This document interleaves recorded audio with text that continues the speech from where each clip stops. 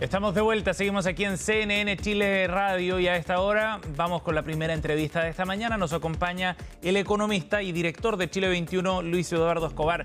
Luis Eduardo, gracias por estar con nosotros, bienvenido. Un gusto, Sebastián, un poco resfriado, pero aquí. Bueno, es la época, ¿no? Y hay harta circulación viral además. Gracias por estar con nosotros a pesar de todo, Luis Eduardo.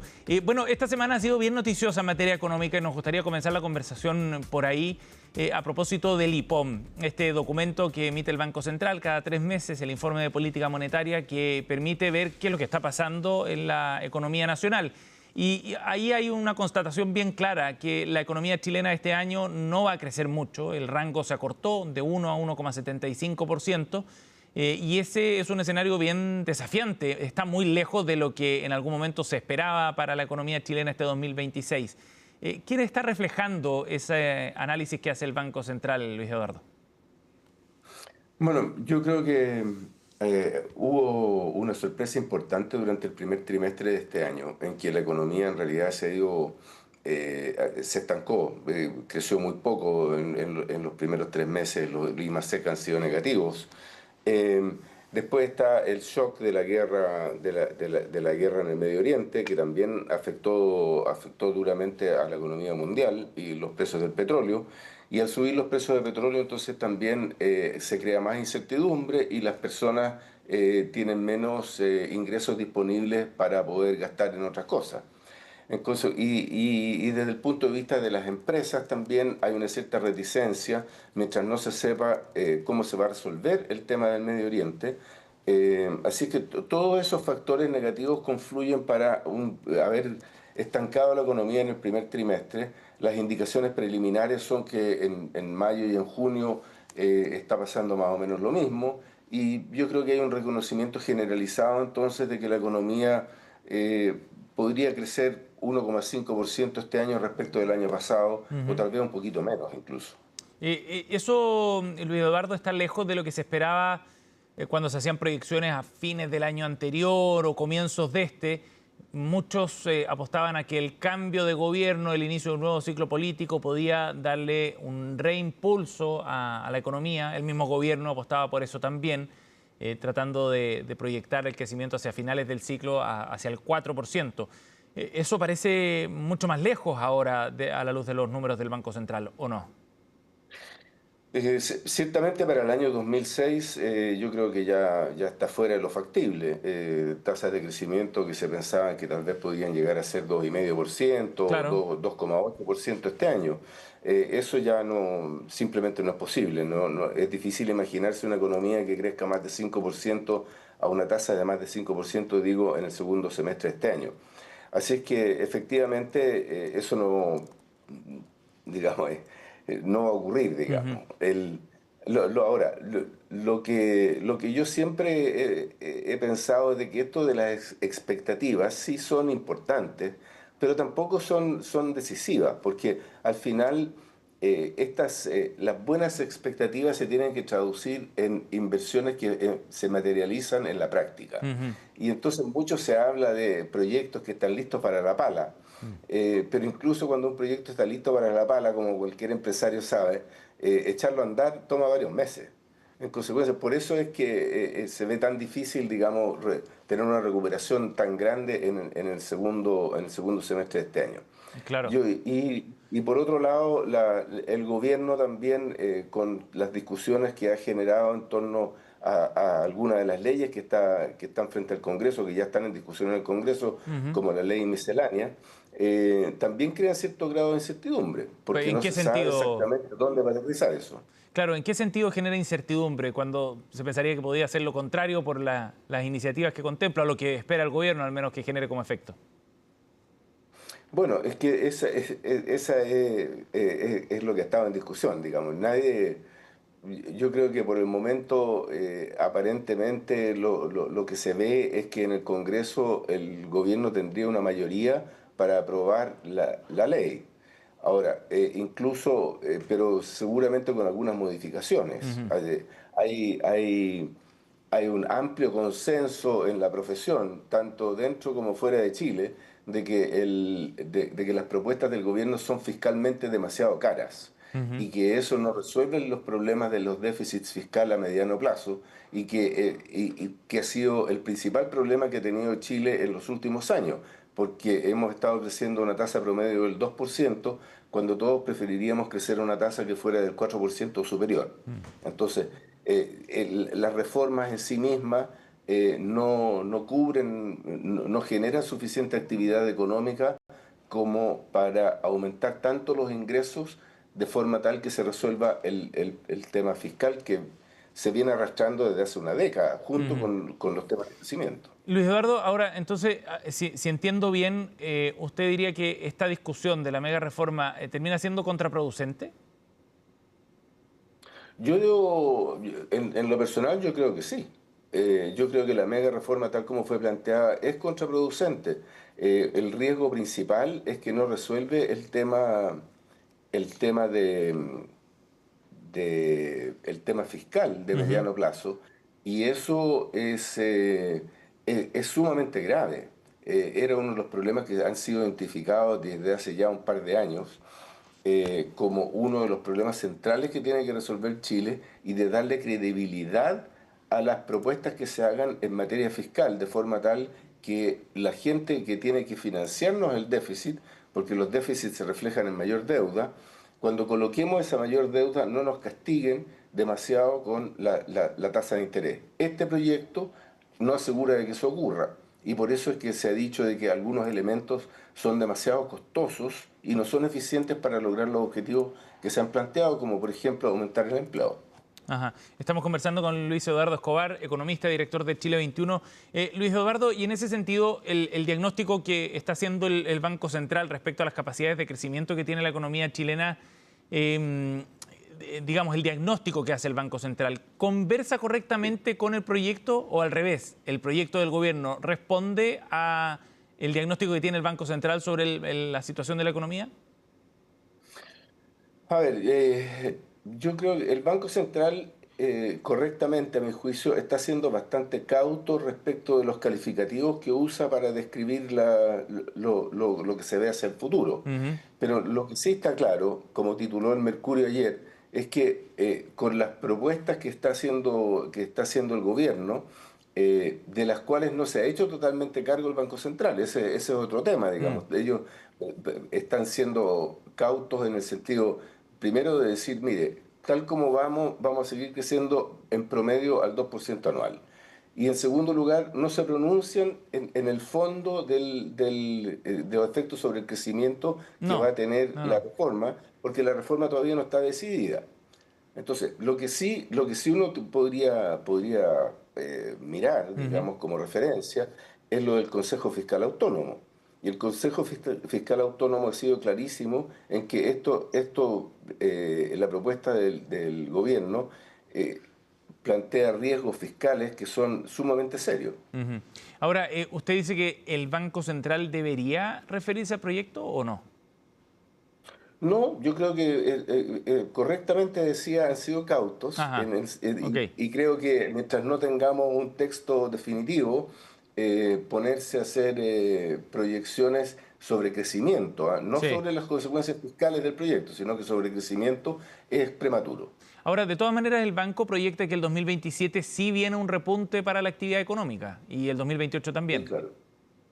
Sí, eso es lo más probable dadas las condiciones lo que se conoce, digamos, haciendo abstracción del proyecto de gobierno, Ujú.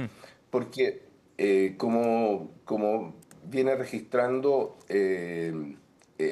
todas las proyecciones de inversión, hay un interés por invertir en Chile. Ese interés de invertir en Chile está altamente relacionado con dos o tres factores, digamos. Uno el principal, es cobre, desde luego, a precios que hoy día están en torno a $6.20 la libra, cuando el presupuesto para este año se construyó con un precio de 4,65, si bien me recuerdo. Ujú.